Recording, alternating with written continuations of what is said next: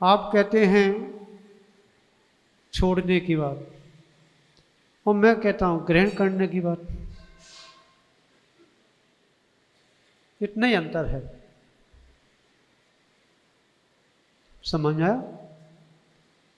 मोक्ष मार्ग में कुछ छोड़ने की आवश्यकता है ही नहीं। क्या नहीं है?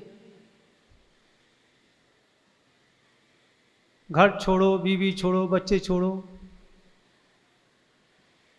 भोजन छोड़ो। प्रेमचंद जी, क्यों छोड़ो? तो क्या करना चाहिए? जो चीज छूट गई है, जो अभी तक ग्रहण नहीं की है, ठीक है, उस वस्तु को ग्रहण कर लो, ये छूट जाएगी।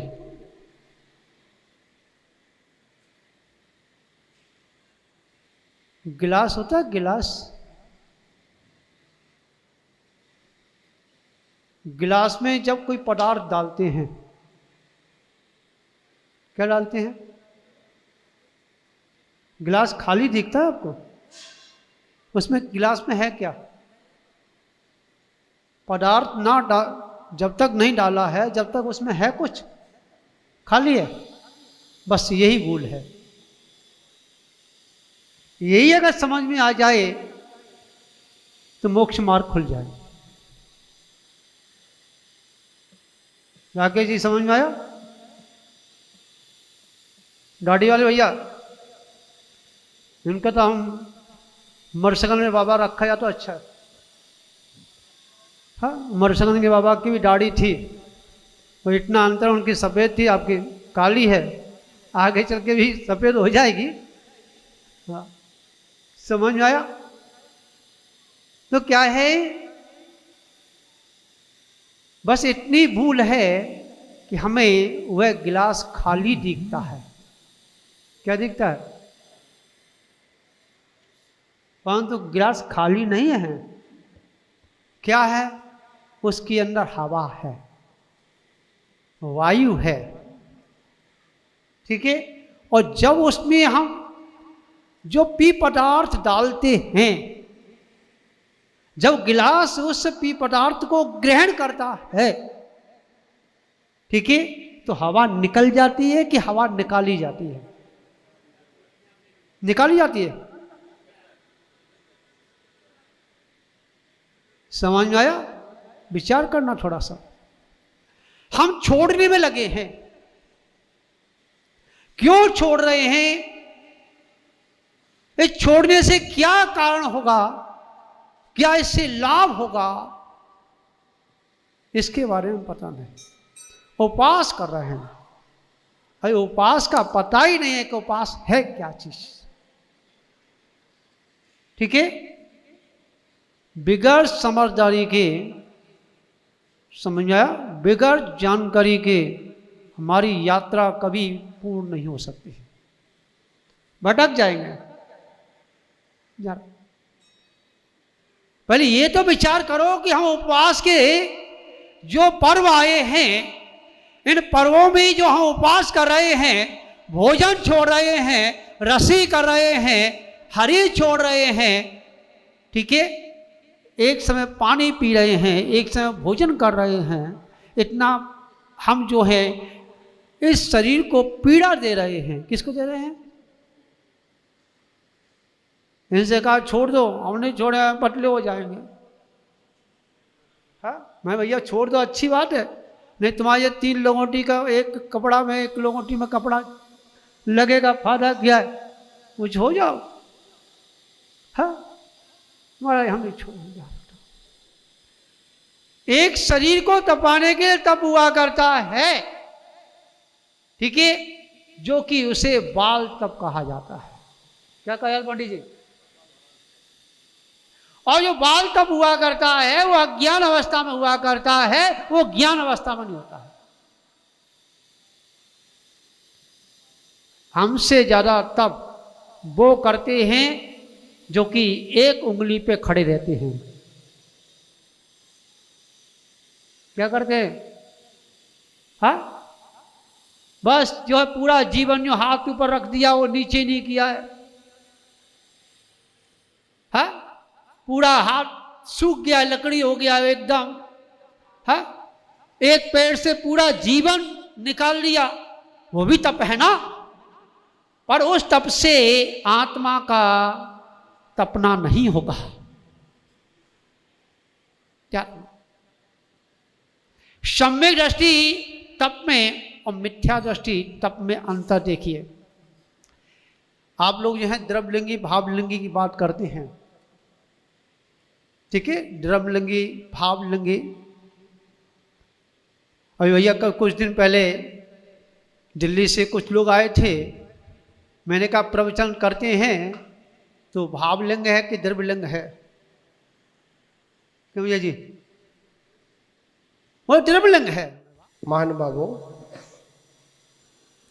आज का दक्षलाक्षण पर्वों में आज का जो धर्म हम सभी को एक संकेत करता है, बिना तपे सोना भी कुंदन नहीं बनता। तो जब तक हम लोग तप नहीं करेंगे, जब तक हमारी आत्मा से जो चिपके हुए जो कर्म हैं वह पृथक नहीं होंगे, और जब तक वो पृथक नहीं होंगे, जब तक मेरी आत्मा परमात्म पद को प्राप्त नहीं हो पाएगी। बड़ा एक सुंदर सूत्र आता है तत्वा सूत्र में, तपसा निर्जरा। तप निर्जरा में हेतु है। और जब तक हमारे जीवन में अंतरंग और बहिरंग वह तप की अक्षुण श्रृंखला जब तक नहीं चलेगी, जब तक हमारे आत्मा से जुड़े हुए जो कर्म है, लिपटे हुए जो कर्म है, वह दूर नहीं होंगे। व्यवहारिक जीवन में देखते हैं, अगर बर्तन अगर अपवित्र हो जाता है, कोई शूद्र आदि या फिर कोई अपवित्र वस्तु से जब वो बर्तन स्पर्श होता है, तो हमारी मान्यता में वो बर्तन अशुद्ध हो जाता है। और उसकी अशुद्धि को निकालने के लिए लौकिक व्यवहार के जीवन में हम उस बर्तन को क्या करते हैं? तपाते हैं। और जैसे वो बर्तन अग्नि से तप जाता है, तो वही बर्तन हमारे उपयोग में और सम्माननीय पात्रता का पात्र बन जाता है। एक व्यवहारिक जीवन में एक बर्तन जब तप कर पवित्र बन सकता है, तो क्या मेरी आत्मा इस तप के माध्यम से पवित्र नहीं बनेगी? अवश्य बनेगी। इसलिए आचार्य कहते हैं, हम सभी लोगों को तप करना चाहिए। तप हमारे लिए इतना महत्वपूर्ण है। अब लोगों ने तप की महिमा को क्या समझा, ये थोड़ा सा समझना है। लोगों ने बाहरंग तप के छोड़ दिया, मतलब बाहरंग तप था उसको किया, और अंतरंग के तपों को नहीं किया। ऐसा नहीं। आचार्य कहते हैं, इच्छा निरोधा तपहा। एक सूत्र क्या आया? इच्छा निरोधा तपहा। जो तप किया जाता है वह इच्छाओं का निरोध किया जाता है, इच्छाओं को रोका जाता है।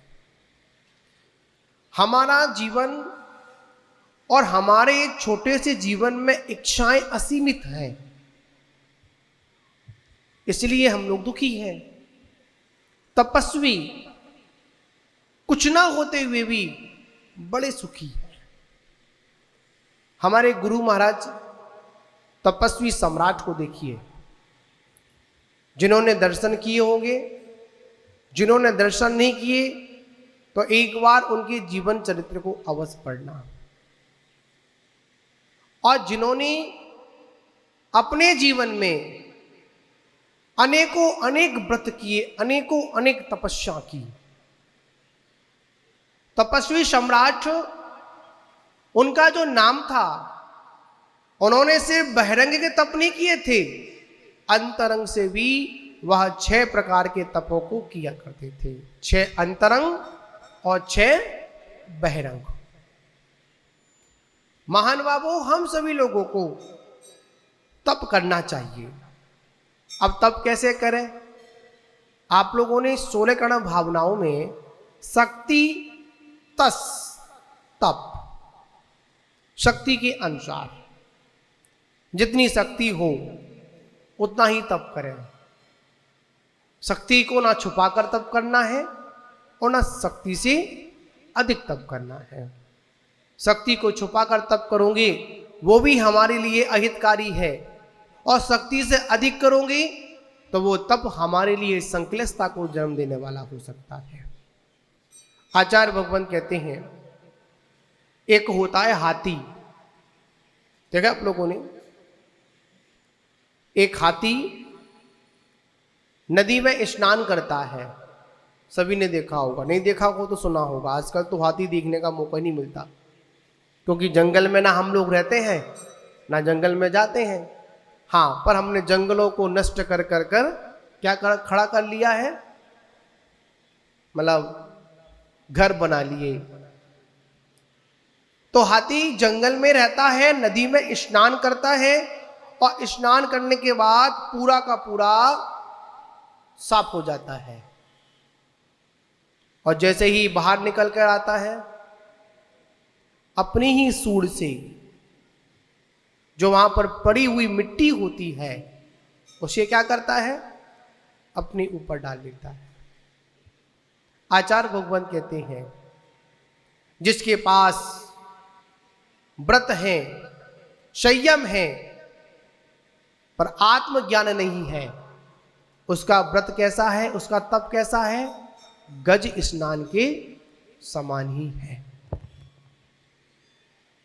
इसलिए आचार्यों ने कहा, हम अपने जीवन में सम्यक तो तप करें, और सम्यक तप उसे कहते हैं जिसमें इहलोक और परलोक की क्या नहीं होती है? इच्छा और कामना नहीं होती है। तप इसलिए नहीं कहा, तप इसलिए नहीं किया जाता है कि लोग मेरे को तपस्वी कहें। तपस्या इसलिए नहीं की जाती है लोग मेरे को तपस्या के नाम से मेरी जय जय घोष करें। आचार्य भगवत कहते हैं, तपस्या का सिर्फ यही कारण है कि मेरे कर्मों की क्या हो? निर्जरा हो। जब कोई ज्ञानी पुरुष, तपस्वी मुनि अपने जीवन में तपस्या के क्षणों में व्यतीत अपने जो महत्वपूर्ण उनके अनुभव को पूछा जाए, तो याद रखना, उन तपस्वियों को इतना सुख होता है, उतना सुख संसार में किसी दूसरे प्राणी को नहीं होता है। ये आत्मा संसार में कर्मों के अधीन ही घूम रही है, और इस आत्मा को अगर पवित्र करना है तो सने सने अपने जीवन में कर्मों की श्रृंखला को आगे हम लोगों को बढ़ाना चाहिए। कौन सा तप? पहला तप कौन सा? अनशन तप। बहिरंग तप में कौन सा आता है? पहला अनशन तप आता है। अनशन का मतलब क्या होता है? बताओ बताओ, अनशन किसे कहते हैं? चारों प्रकार के आहारों का त्याग करना अनशन। पर आचार्य कहते हैं चारों प्रकार की क्रियाओं का त्याग करना अनशन। 4 प्रकार के आहार का त्याग तो कर दिया, क्या आपने चारों प्रकार की कसायों का त्याग किया?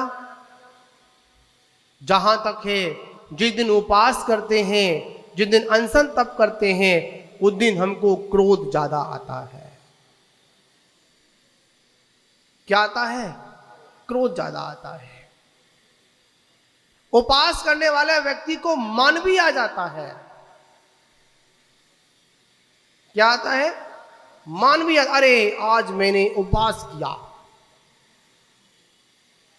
क्रोध करने वाला मायाचारी भी करता है।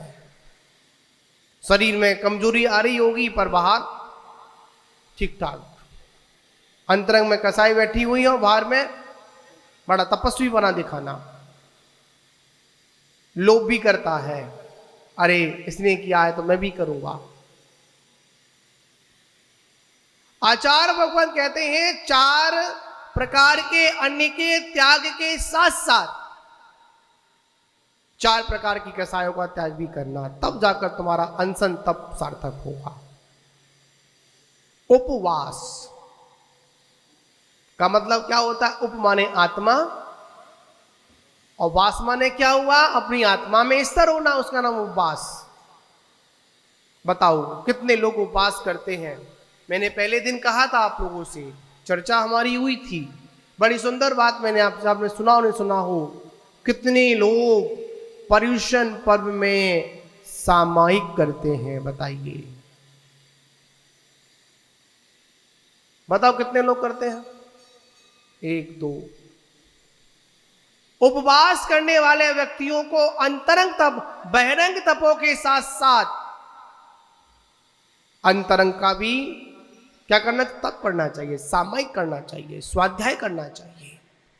कितने लोग स्वाध्याय कितने लोग करते हैं? अरे करने की छोड़ो, सुनते भी नहीं हो। क्या बताओ, सुनते हो क्या? नहीं सुनते। महान बाबू बताओ कल्याण कैसे हो? बस बाहर की वस्तु को छोड़ दिया, हो गया काम हमारा। मैंने कल कहा था ना, एक चर्चा आई थी मेरे पास, महाराज उपवास वाले दिन पूजा करें नहीं करें, तो उनसे पूछना चाहिए। तो मेरा मौन था, मैं उनसे क्या बोलूं, मेरे मन में आया तो बोलूं, पर क्या करूं, मेरी मर्यादा थी, मैं नहीं बोला। उस समय मन में ख्याल आया, इनसे ये पूछा जाए उपवास वाले दिन ऐसा तुम क्या करते हो? बताओ। पूजा मत करो, कोई दिक्कत नहीं है, मत करो पूजा, आगे करोगे क्या ये बताओ? खाना बनाओगे, झाड़ू लगाओगे, पोछा लगाओगे, क्या करोगे आप? या दुकान पर जाकर क्या गिनोगे? पैसे गिनोगे? नहीं बंधुओं, जिस दिन उपवास हो उस दिन श्रावक को अपने सठ कर्तव्य करना चाहिए। आचार्य भगवंत ने कहा सठ कर्माणि दिने दिने। कितने कर्तव्य हैं?